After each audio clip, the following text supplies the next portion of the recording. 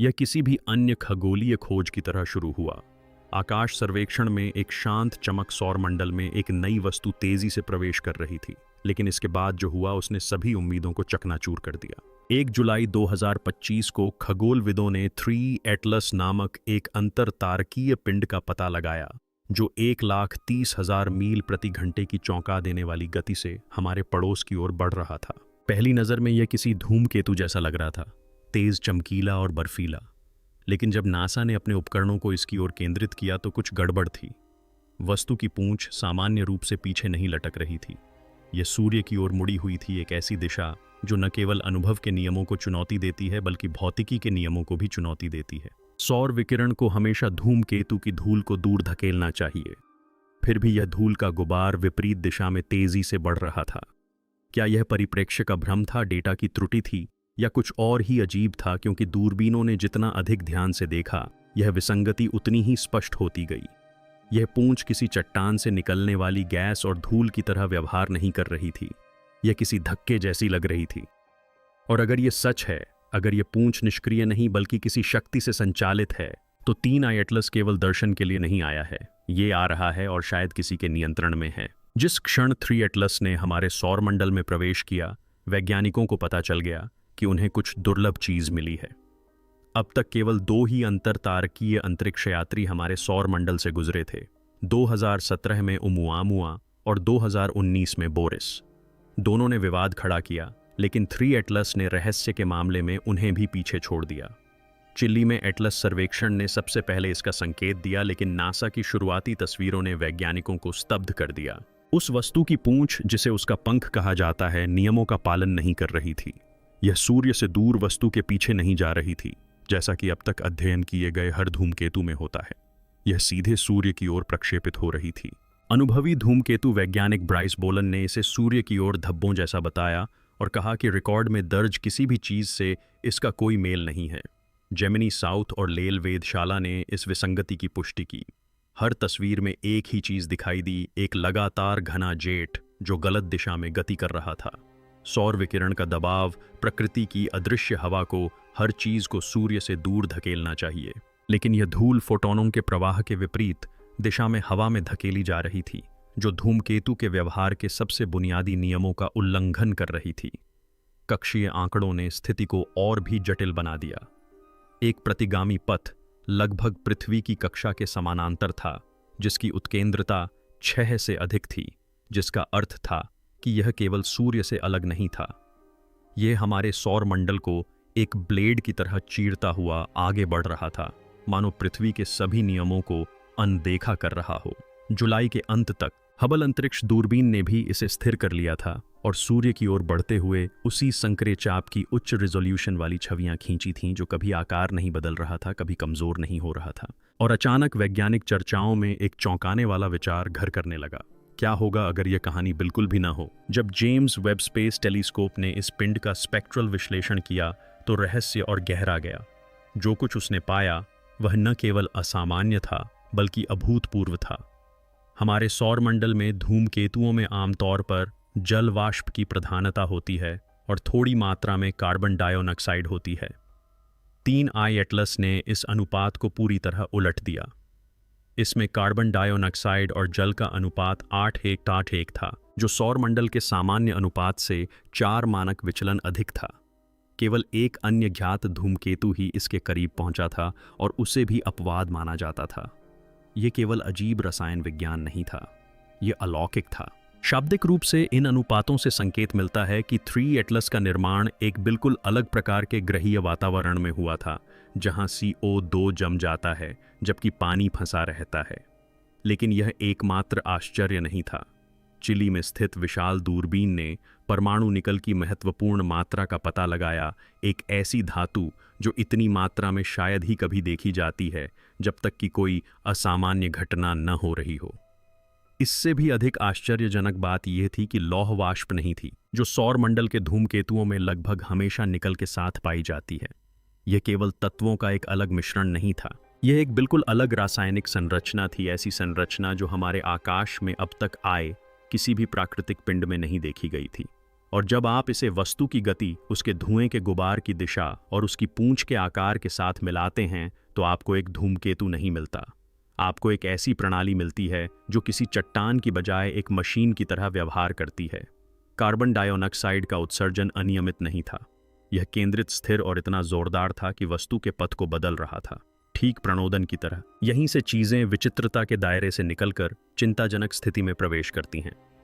खगोलविदों ने जब 3 नेत्र एटलस प्रक्षेप पथ का अनुसरण किया तो उन्होंने एक सूक्ष्म लेकिन लगातार विचलन देखा जिसे केवल गुरुत्वाकर्षण से समझाया नहीं जा सकता था। मानक कक्षा मॉडल भटकने लगे। अनुमानित और वास्तविक स्थितियों के बीच के छोटे छोटे अंतर, यानी अवशेष सूर्य की ओर एक ही दिशा में धुएं के गुबार के साथ संरेखित होने लगे। जब शोधकर्ताओं ने मॉडलों में एक छोटा गैर गुरुत्वाकर्षण त्वरण जोड़ा तो अचानक सब कुछ सही हो गया। सबसे सटीक मॉडल ने सूर्य की ओर 4×10 की घात -7 मीटर प्रति सेकंड की घात 2 का त्वरण दिखाया।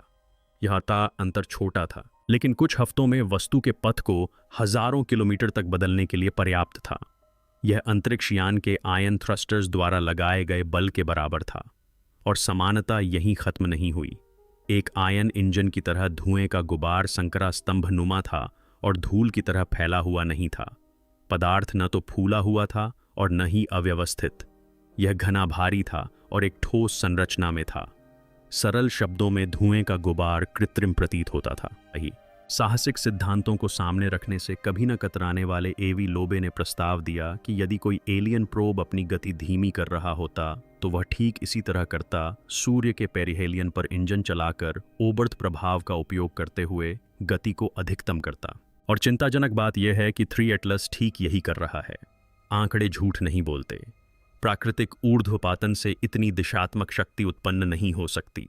वस्तु सूर्य के प्रकाश से धकेली नहीं जा रही है, इसे किसी और चीज द्वारा संचालित किया जा रहा है।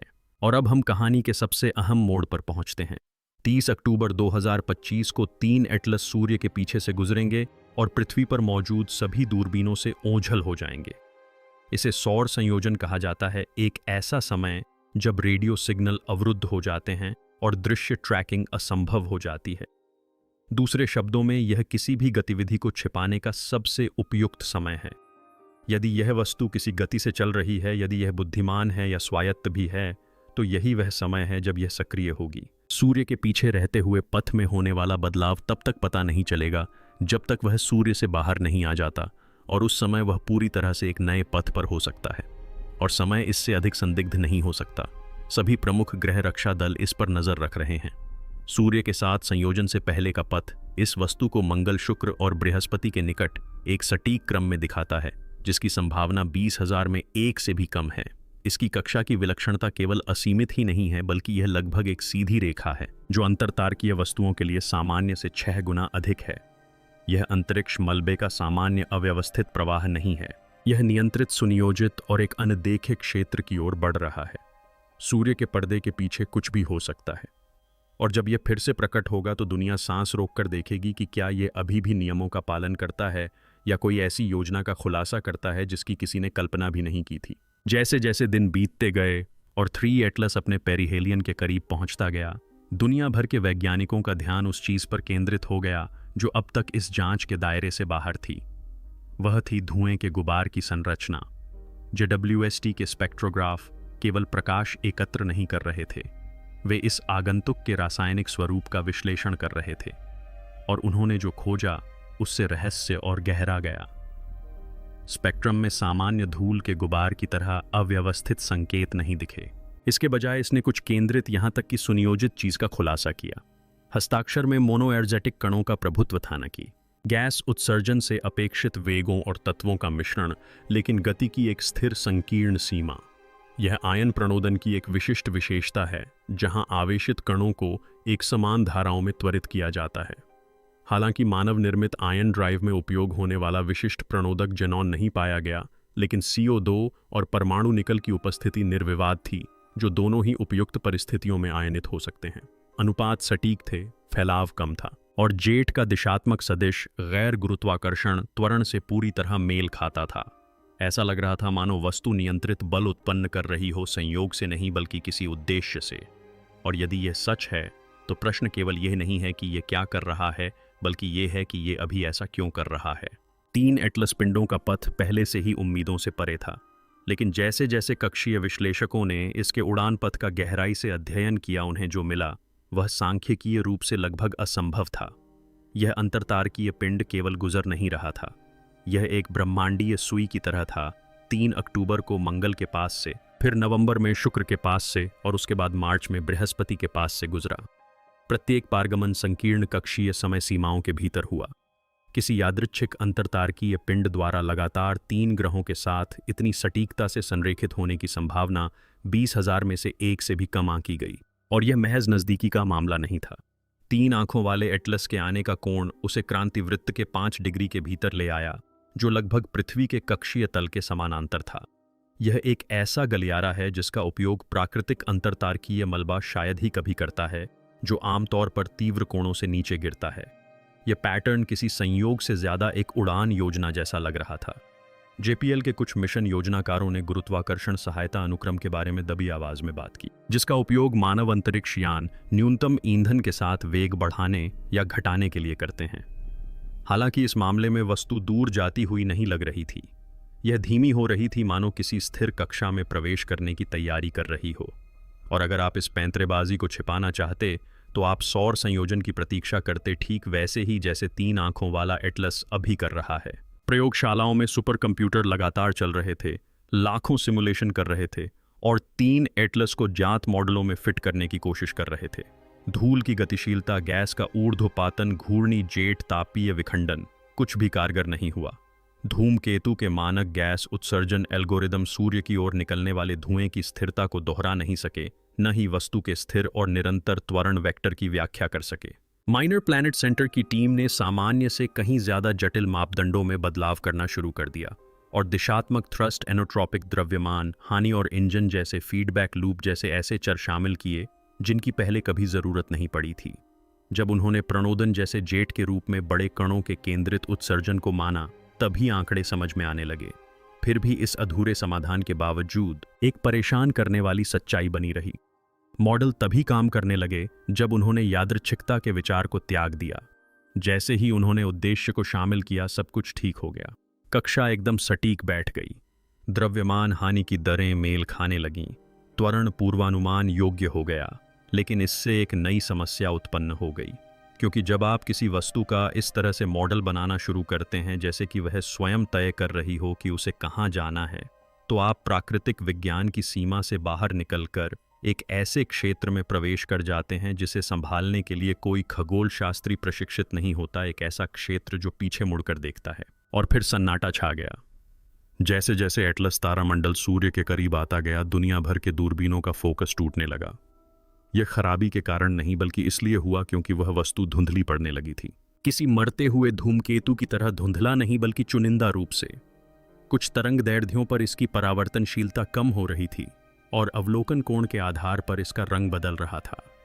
जिन उपकरणों ने इसे पहले स्पष्ट रूप से देखा था, अब उनमें सिग्नल गायब होने की सूचना मिल रही थी। रडार से केवल शोर ही आ रहा था। ऐसा लग रहा था मानो वह वस्तु गुप्त रूप से काम करने लगी हो। ईएसए और नासा की गृह रक्षा टीमों ने गुप्त संदेश साझा करना शुरू कर दिया। चिंता केवल इस बात की नहीं थी कि 3 एटलस कहाँ जा रहा है, बल्कि इस बात की भी थी कि जब कोई उसे देख नहीं पाएगा तो वह क्या कर सकता है। सौर संयोजन के दौरान पृथ्वी के सबसे उन्नत उपकरण भी लगभग निष्क्रिय हो जाते हैं, और अब इस निष्क्रिय क्षेत्र में वस्तु का अंतिम दर्ज किया गया व्यवहार निष्क्रिय नहीं था, यह गति कर रहा था। संपर्क टूटने से ठीक पहले अवशेषों में हुए सूक्ष्म परिवर्तनों ने एक सूक्ष्म कोणीय बदलाव का संकेत दिया, मानो कोई स्वायत्त जांच यंत्र अपनी दिशा समायोजित कर रहा हो। वैज्ञानिक खुलकर तो नहीं कह रहे, लेकिन कुछ लोग ऐसा सोच रहे हैं।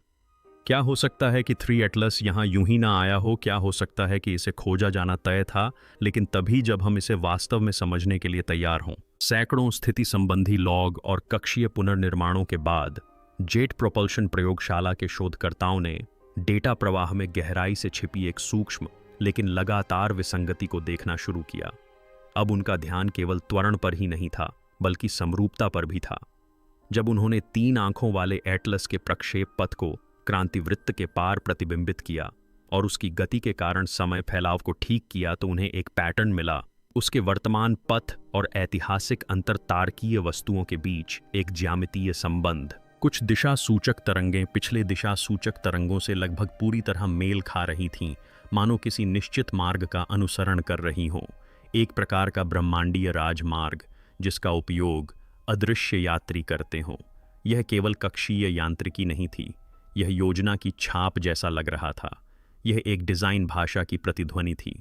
विश्लेषकों ने इसे कक्षीय फिंगरप्रिंटिंग कहा, एक ऐसी तकनीक जिसका उपयोग आमतौर पर गोपनीय उपग्रहों में प्रक्षेपण पैटर्न का पता लगाने के लिए किया जाता है। और जब उन्होंने इतिहास के महत्वपूर्ण क्षणों में पृथ्वी की स्थिति के साथ उन कक्षीय छापों को मिलाया तो कुछ और भी चौंकाने वाला सामने आया।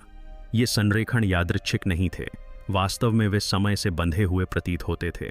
सौर मंडल से सावधानीपूर्वक निर्धारित अंतरालों पर गुजरने का एक क्रम, इतना बार बार नहीं कि चिंताजनक हो, लेकिन इतना नियमित कि इसका पता लगाया जा सके।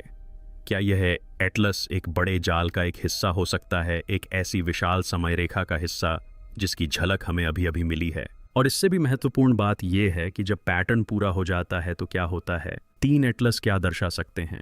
ये समझने के लिए वैज्ञानिकों ने पिछले अंतरतारकीय आगंतुकों ओमुआमा और बोरिस का नए दृष्टिकोण और नए उपकरणों के साथ पुनः अध्ययन शुरू किया।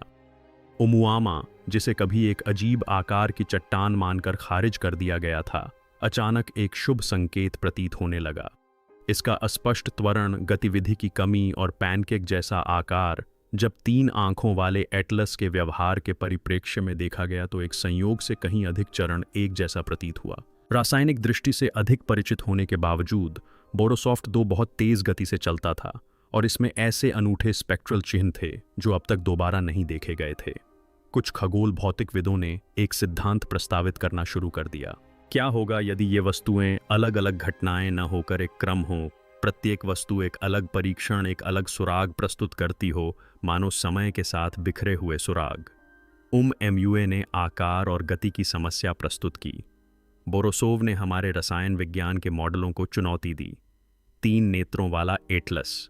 यह प्रणोदन का प्रश्न था, प्रक्षेप पथ समय सूर्य के पीछे की खिड़की। यह विचार साहसिक था, शायद अप्रमाणित, लेकिन यह आंकड़ों से आश्चर्यजनक रूप से सटीक बैठता था। ये केवल वस्तुएं नहीं थीं, ये जांच उपकरण थे। प्रत्येक निगरानी कर रहा था, माप रहा था, प्रतिक्रिया कर रहा था, जीवित नहीं था, मानवीय अर्थों में संवाद करने में असमर्थ था, बल्कि एक ऐसी प्रजाति का अवलोकन करने के लिए डिजाइन किया गया था जो आकाशगंगा संबंधी साक्षरता के करीब पहुंच रही थी। यदि यह सच है तो इसके परिणाम चौंकाने वाले हैं। हम सिर्फ उन्हें देख ही नहीं रहे हैं, वे भी हमें देख रहे हैं और ठीक समय चुन रहे हैं कि कब प्रकट होना है। पर्दे के पीछे आंतरिक स्लैक चैनल, एन्क्रिप्टेड विश्वविद्यालय मंच और गैर अनुक्रमित पत्रिकाएं एक ही शब्द, सुनियोजित दृष्टिकोण कानाफूसी करने लगीं। यह कोई आधिकारिक परिकल्पना नहीं थी, अभी तक नहीं। किसी भी प्रतिष्ठित पत्रिका ने इस पर शोध करने की इच्छा नहीं जताई, लेकिन गणनाएं झूठ नहीं बोल रही थीं। उत्केंद्रता वेग 3 ग्रहों के निकट से गुजरने के साथ संरेखण सूर्य की ओर निकलने वाला प्रवाल प्रसार CO2 रसायन परमाणु निकल के संकेत सभी एक ही दिशा की ओर इशारा कर रहे थे। जानबूझकर किया गया कार्य।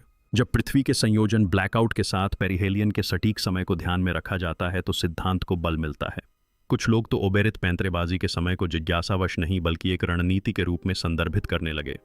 यदि कोई सभ्यता स्वायत्त, मौन, गैर संवादात्मक लेकिन स्वसुधार करने वाले जासूसों को भेजना चाहती है तो वे ठीक इसी तरह व्यवहार करेंगे। सूक्ष्म त्वरण जिनका पता लगाना कठिन है, ऐसी गतिविधियां जो तब की जाती हैं जब कोई देख नहीं सकता, और आगमन पथ जो देखने में बिल्कुल यादृच्छिक लगते हैं लेकिन केवल तभी जब आप प्रत्येक को अलग अलग देखें। असली तस्वीर तभी उभरती है जब आप बिंदुओं को जोड़ते हैं। दबी आवाज में शोधकर्ताओं ने 3 नेत्र एटलस को तीसरा नोड कहना शुरू कर दिया और जोर से सोचने लगे, चौथा क्या करेगा? क्योंकि एक बार होना संयोग है, 2 बार होना एक नियमित प्रक्रिया है, 3 बार होना एक ऐसा संदेश है जो न तो बोला गया है न लिखा गया है बल्कि अंतरिक्ष, धूल और प्रकाश में बिखरा हुआ है। और फिर चर्चा का रुख सिर्फ खगोलविदों तक ही सीमित नहीं रहा बल्कि विभिन्न संस्थानों तक फैल गया। क्योंकि अगर यह कोई जांच उपकरण है या उससे भी बदतर एक सेंसर है तो हम सिर्फ दर्शक नहीं हैं, हम ही अवलोकन का विषय हैं। इसका मतलब है कि हमारी दूरबीनें, हमारा रडार, हमारी प्रतिक्रियाएं, हमारा विज्ञान, सब कुछ प्रतिक्रिया का हिस्सा बन जाता है। एक तरह का फीडबैक लूप, एक परीक्षण। क्या होगा अगर 3 एटलस किसी ग्रह को पकड़ने के बराबर हो, एक ऐसा प्रयोग जो अंतरिक्ष में तैरता रहे, यह देखने के लिए कि कोई प्रजाति कब और कैसे प्रतिक्रिया करती है, संपर्क स्थापित करने के लिए नहीं, बल्कि यह देखने के लिए कि कौन देख रहा है। यह विचार अब विज्ञान कथा नहीं रहा, यह हमारे सबसे उन्नत AI मॉडल और SITI प्रोटोकॉल में समाहित है। निष्क्रिय जांच उपकरणों का विचार जो खुलेआम छिपे रहते हैं जब तक कि कोई सभ्यता तकनीकी रूप से इतनी उन्नत न हो जाए कि वह विसंगतियों का पता लगा सके और पैटर्न को समझ सके। और अब 3 नेत्रों वाला एटलस हमें अदृश्यता की एक और खिड़की दिखा रहा है।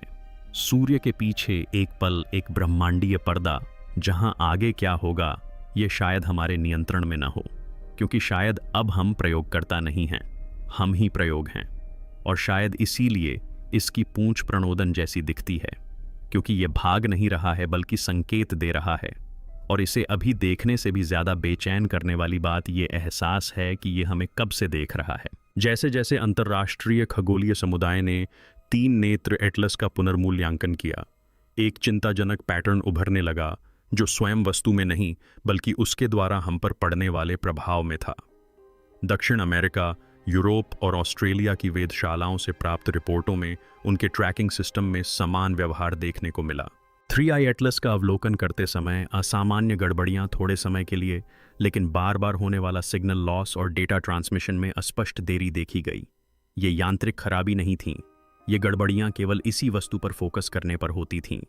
डेटा में ये अनियमितताएं इतनी लगातार थीं कि कई टीमों को संदेह होने लगा कि क्या 3 एटलस कम स्तर का विद्युत चुंबकीय हस्तक्षेप उत्सर्जित कर रहा है जो नुकसान पहुंचाने के लिए पर्याप्त नहीं है लेकिन विकृति पैदा करने के लिए काफी है। कुछ लोगों ने इसकी तुलना हमारे उपकरणों की जांच करने वाले एक यंत्र से की, लगभग एक स्कैनर की तरह जो अनुनादी आवृत्तियों की खोज कर रहा हो। यह पारंपरिक अर्थों में प्रसारण नहीं कर रहा था, यह जांच कर रहा था। इस सिद्धांत को और अधिक विश्वसनीय बनाने वाली बात यह थी कि ये व्यवधान विशिष्ट दूरबीन आवृत्तियों के साथ कैसे मेल खाते थे, विशेष रूप से गहरे अंतरिक्ष संचार के लिए उपयोग की जाने वाली संकीर्ण सीमाओं के भीतर। ऐसा लगता है मानो वह वस्तु सुनाई नहीं देना चाहती थी, वह यह देखना चाहती थी कि कौन सुन रहा है और कैसे। इस दृष्टि से यह विसंगति अब केवल एक अपवाद नहीं रह गई थी, यह एक खाका, एक नैदानिक पैटर्न बन गई। और यदि यह सच है तो शायद 3i एटलस केवल दौरा नहीं कर रहा है, ये हमारा निदान कर रहा है। वेरासी रूबिन वेधशाला के पूर्ण परिचालन स्थिति में आने की तैयारी के साथ खगोलविद एक ऐसे निकट भविष्य की भविष्यवाणी कर रहे हैं जहां प्रतिवर्ष दर्जनों अंतरतारकीय वस्तुओं का पता लगाया जा सकता है। ये अच्छी खबर होनी चाहिए थी, लेकिन इसके बजाय ये चिंताजनक साबित हो रही है, क्योंकि अब जब हमें पता है कि किन चीज़ों पर ध्यान देना है, जैसे कि प्रतिगामी प्रक्षेप पथ, अतिपर्वलयिक कक्षाएं, गैर गुरुत्वाकर्षण त्वरण, असामान्य पूंछ व्यवहार, तो हमें कुछ संदिग्ध संकेत दिखाई दे रहे हैं। रूबेन सर्वेक्षण के आंकड़ों में मुश्किल से दिखाई देने वाली कई वस्तुएं आंतरिक सौर मंडल से संक्षिप्त रूप से गुजरती हुई दिखाई देती हैं, जिनमें संदिग्ध रूप से समान विशेषताएं हैं। इनमें आंशिक सूर्य की ओर निकलने वाले धुएं के गुबार, अस्पष्ट गति विसंगतियां और यहां तक कि ग्रहों के निकट से गुजरने के साथ संरेखण भी शामिल हैं। कुछ वस्तुएं फिर कभी प्रकट नहीं हुई। खराब मौसम या अवलोकन में कमी के कारण अन्य लोग उस समय किसी का ध्यान आकर्षित किए बिना ही गुजर गए, और अचानक 3 एटलस एक दुर्लभ ब्रह्मांडीय अतिथि की बजाय कई अदृश्य पिंडों में से एक अदृश्य नेटवर्क में एक दृश्यमान नोड की तरह दिखने लगा। शोधकर्ताओं ने इन दृश्यों को जोड़ने वाले काल्पनिक प्रक्षेप पथों का मॉडल बनाना शुरू किया। परिणाम चौंकाने वाला था। दर्जनों संभावित पथ जो हमारे सौर मंडल से होकर अविश्वसनीय सटीकता के साथ गुजरते हैं, लेकिन तभी प्रकट होते हैं जब प्रेक्षक इन पैटर्नों को देखने के लिए पर्याप्त रूप से परिष्कृत हो। कुछ वैज्ञानिक अब दबी आवाज में एक संभावित ग्रिड निगरानीकर्ताओं के एक प्राचीन गांगेय ढांचे के बारे में बात करते हैं, जो तब तक अदृश्य रहता है जब तक कि इसे अनदेखा करना बहुत देर न हो जाए। सभी वैज्ञानिक इस बात से सहमत नहीं हैं कि 3 एटलस कृत्रिम है। दरअसल खगोल रसायन शास्त्रियों का एक नया समूह एक विपरीत सिद्धांत को बढ़ावा दे रहा है कि हम जो देख रहे हैं वह कृत्रिम व्यवहार नहीं है, बल्कि अंतरतारकीय प्रकृतिवाद का एक नया चरम रूप है। इस मॉडल में 3 एटलस कोई प्रोब नहीं है, यह किसी अन्य तारामंडल में हिंसक ग्रहीय मृत्यु का उपोत्पाद है, जो किसी टक्कर के दौरान या फिर सुपरनोवा से प्रेरित प्रणालीगत पतन के दौरान उत्सर्जित हुआ हो सकता है। इस मामले में इस धुएं के गुबार को कुछ विशिष्ट वाष्पशील पदार्थों द्वारा समझाया जा सकता है, ऐसे पदार्थ जिनसे हमारा पहले कभी सामना नहीं हुआ है, जो तारकीय विकिरण के तहत अप्रत्याशित तरीकों से निर्देशित ऊर्ध्वपातन उत्पन्न करते हैं। निकल की मात्रा CO2 की प्रधानता और सूर्य की ओर निकलने वाली ज्वालाएं इसके कारण हो सकते हैं। शायद ये सब किसी एलियन की भूविज्ञान का दुष्प्रभाव है, ना कि किसी एलियन की इंजीनियरिंग का। लेकिन यह सिद्धांत इस विचित्रता को नकारता नहीं है। यह केवल इरादे की जगह अतिवाद को रख देता है, और इस ढांचे के भीतर भी वस्तु एक पवित्र वस्तु बन जाती है, एक समय कैप्सूल इच्छा की नहीं, बल्कि ऐसी अलौकिक परिस्थितियों की संदेशवाहक जो कृत्रिम प्रतीत होती हैं। दूसरे शब्दों में, चाहे वह तकनीक हो या प्रकृति, 3E एटलस हमें दिखा रहा है कि आकाशगंगा विचित्र से कहीं अधिक है। यह बुद्धिमान प्रतीत होने में सक्षम है, भले ही वह वास्तव में बुद्धिमान न हो। और यही बात आकाशगंगा में हमारी भूमिका को पूरी तरह से बदल देती है। जैसे ही दुनिया 3 एटलस को सूर्य के पीछे गायब होते हुए देख रही है, रूबिन के स्वचालित सिस्टम से मिल रही शुरुआती चेतावनियां किसी और चीज की ओर इशारा कर रही हैं। अंतरतारकीय अंतरिक्ष से एक और तेज गति से चलने वाली वस्तु आ रही है।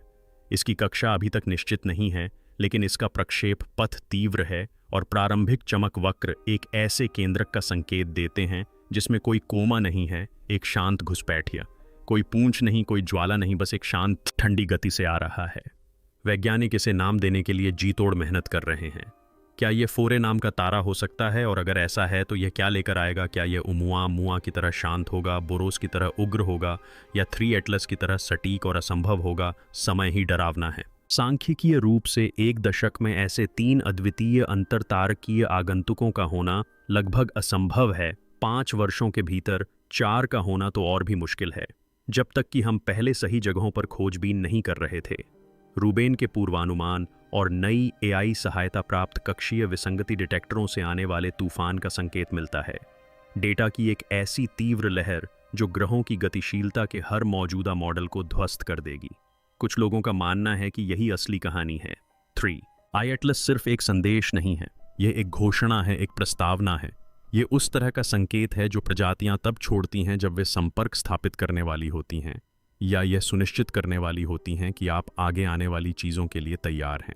हमने अंतरिक्ष में झांकने के लिए दूरबीनें बनाई, हमने सौर मंडल के किनारे तक पहुंचने के लिए अंतरिक्ष यान भेजे, हमने आकाश गंगाओं के जन्म को देखने के लिए अवरक्त लेंसों को अतीत की ओर लगाया, लेकिन बाहर की ओर देखने की अपनी तमाम महत्वाकांक्षाओं में हमने कभी कल्पना नहीं की थी कि कोई हमें भी देख रहा होगा। और अब 3 एटलस ने उस भ्रम को तोड़ दिया है। यह रेडियो तरंगों के साथ चीखता हुआ या असंभव रोशनी से जगमगाता हुआ नहीं आया। यह चुपचाप शालीनता से प्रकृति की भाषा में लिपटा हुआ आया। धूल, गैस, पथ। लेकिन उन संख्याओं में एक अलग तरह का व्याकरण छिपा था, एक ऐसा व्याकरण जिसे सुना नहीं जा सकता था बल्कि समझा जा सकता था। सौर पवन के विपरीत दिशा में मुड़ी हुई एक पूंछ, गुरुत्वाकर्षण का विरोध करने वाला त्वरण, ऐसी रसायन शास्त्रापिस जो यहाँ की प्रकृति से परे है, ग्रहों के संरेखण को एक सटीक कक्षीय स्केलपेल की तरह पिरोने वाला समय। और अब अधिकतम ऊर्जा के क्षण में जैसे ही यह सूर्य के सबसे निकट पहुंचता है, यह उस एक स्थान के पीछे गायब हो जाता है जहां हम इसका पीछा नहीं कर सकते।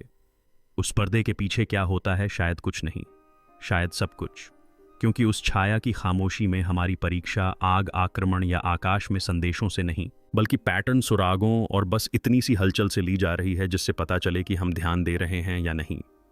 और अगर हम ध्यान दे रहे हैं तो हमने जो देखा है उसका हम क्या करेंगे, ये किसी दूसरे ग्रह के अंतरिक्ष यान की कहानी नहीं हो सकती। यह शायद हमारी सभ्यता की कहानी है जिसने एक नया मुकाम हासिल किया है। वह क्षण जब हमने यह मानना छोड़ दिया कि ब्रह्मांड खाली है और यह पूछना शुरू किया कि अब यह वैसा क्यों नहीं दिखता। तीसरा एटलस सिर्फ एक वस्तु नहीं है, यह एक दर्पण है, एक संकेत है, एक प्रश्न है। और शायद, बस शायद, यही वह उत्तर है जिसका हम इतने समय से इंतजार कर रहे थे।